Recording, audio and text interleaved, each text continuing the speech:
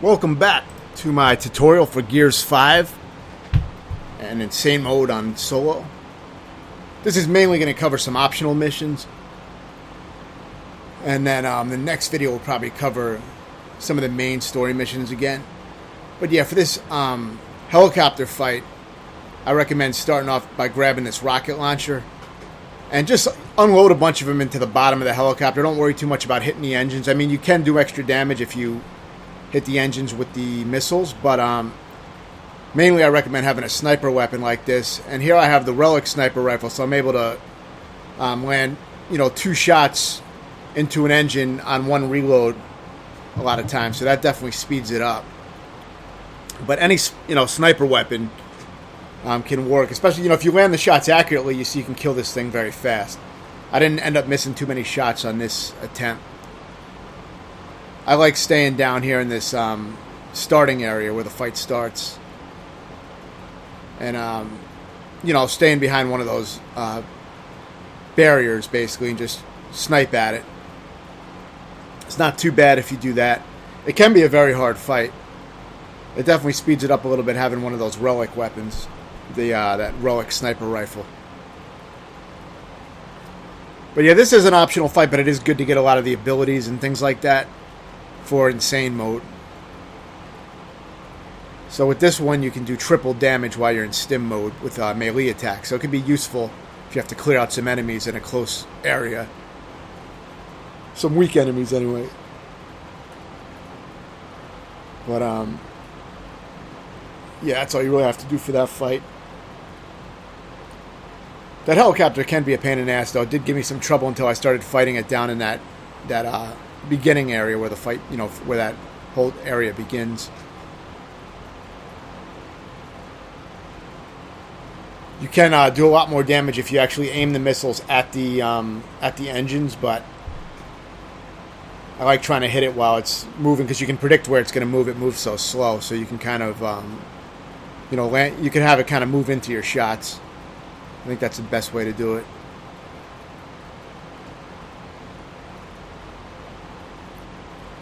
And here's going to be another optional fight. For this one, I have a strategy I use as well. The hard part for me was when the pouncers, I think they're called pouncers, but yeah, when they show up, it's kind of a pain in the ass because you have such a small area up top. You really don't have any room to move around to dodge them, so it's better to just jump down when the pouncers show up. But I'll explain that. What I do is I go up here and I start off by getting some of the boom shots, because that's going to be the main thing I use for the initial wave. So you can get 2 boom shots. So basically, by activating that panel or by trying to open it, you'll start the encounters. So I recommend getting both boom shots. Drop whatever weapon you have temporarily and get one of the boom shots. And what I try to do is I mostly don't fire my boom shot missiles until one of the shotgun grenadiers comes down. And if I can, I try to hit him when he's grouped up with a bunch of his friends so that I can get extra kills. But I pretty much only shoot missiles out when the grenadiers come down. And I try to have them drop down right into the missile. Like when they jump down, see, I shoot the missile and they jump right into it.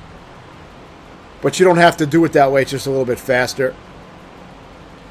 But see, now the pouncers are already out. If you don't do that, it takes a little longer for that part of the fight to start. But see, you can clear out all those guys very quickly if you group them together right, and if you fire only when the grenadiers are out. Don't waste missiles on the regular enemies. Pretty much, just fire them on the grenadiers, because those are the guys that are mainly going to climb up the ladder and one shot kill you. So you want to take them out before they get to the ladder. For this, as soon as these guys appear, I use my stim to give me enough invincibility so I can climb down the ladder safely and run to this corner here. Once you run to this corner, you can pull some bullshit, I noticed. See, I finish off that guy. And now there's another one, and I can kind of just take my time because he gets stuck here in this right corner. Now, that's not something that's always going to happen, you know what I mean? I got lucky with that. But this corner does give you some protection from the quills. And while he's trying to get to you, you can be firing shots on him. And if you have that Relic sniper rifle, you can definitely get some double shots in before you have to reload. But you don't need that. Any weapon will work.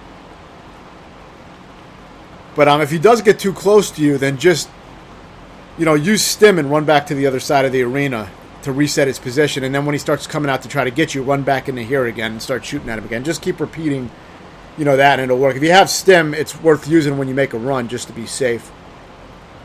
Because they can one shot kill you with those quills. But yeah, I found that was the best way to deal with this part.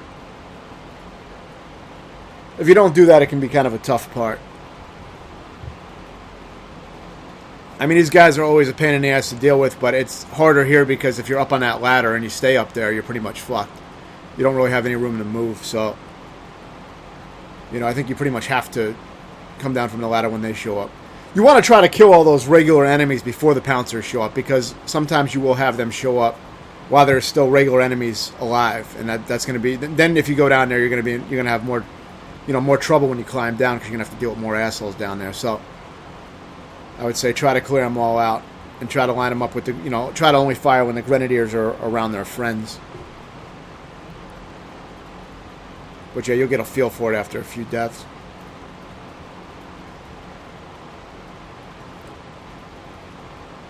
This next encounter can be very difficult. I recommend grabbing the tri-shot for this if you can. If you haven't saved it, then it's going to be harder for sure. But with the tri-shot, you can definitely make things a lot easier. What I recommend doing is trying to stealth kill as many of these guys as you can initially, just to thin them out. Also, take your time and grab the ammo that they drop every time you stealth kill them. You can get, you know, if you're carrying sniper weapons like I recommend, you can get ammo for those and for your Boltok. So it's worth getting the ammo pickups. After you stealth kill, I think you get a bonus ammo drop or something like that, because I noticed there's always like ammo on the ground next to them. There's always a separate little ammo pack next to whatever weapon they drop. I'm assuming that doesn't happen if you kill them regularly, but I don't know. I didn't notice it from killing guys normally. I think it's a stealth bonus. These guys are very unaware, so, you know, usually they won't spot you. But see, that guy did spot me. Luckily, I killed most of the main ones in the first area anyway. I cleared out enough of them to where it was manageable. But remember, these snipers can one-hit kill you, so this is where things get kind of wild. And I saved myself from dying at least twice by using stim. So yeah, grab the tri-shot that you hopefully left here. And, you know, clear out any drones that happen to get in your way. And stay by this tree, standing. And try to do as much damage to the warden and take out these drones that appear on the right side of the tree. It's better to stay standing on the right side of this tree because if you go into cover and try to keep popping out and firing, the weapon takes very long to fire when you're popping out of cover to try to fire it. So, recommended just freestand, just stand normally and just pop out and get what you can, and then retreat to one of these areas here. Of course, try to headshot the guy. See, I used stim here to avoid getting one hit killed. That would have killed me, but the stim will keep you alive. So just be aware of that. Now, stim will not always work when you need it to, obviously. So there's some luck involved when you play it that risk, you know, that close. But yeah, I don't have any great like cheap strategies or anything to make this part easy. But bringing a tri-shot definitely helps a lot. And yeah, you definitely want to get the fuck out when he comes to your position. You know, then try to shoot at him from a distance until he gets close. Then, you know, just retreat again and find a safe area. Most of the drones are dead, but there's still enough of them to where they can snipe you and one-hit kill you. So it would be better if I stealth killed more of them, I think. But I kind of fucked it up. Now here I grabbed these two grenades that are always here. And I grenade tagged this wall twice. And then I lure him to the edge of the wall, and I think that did some good damage because he tried to get to me, you know, from around that wall. And now I grabbed the boom shot here as well.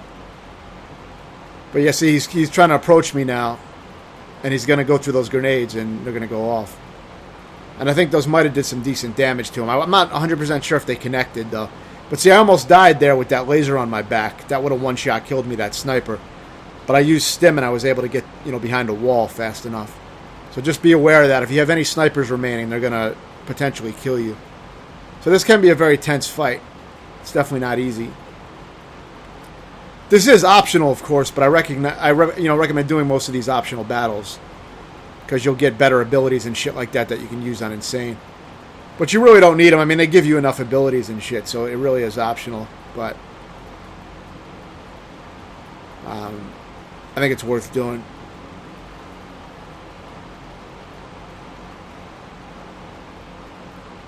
I think there's just one sniper remaining at this point, so that's pretty much finishes up these optional missions. I figured I would just make this into a video since this is most of the remaining optional missions. But after this, I'm probably going to go back into mostly main missions. And if there's any optional missions left, I'll clean those up as well. But yeah, you get some kind of component here.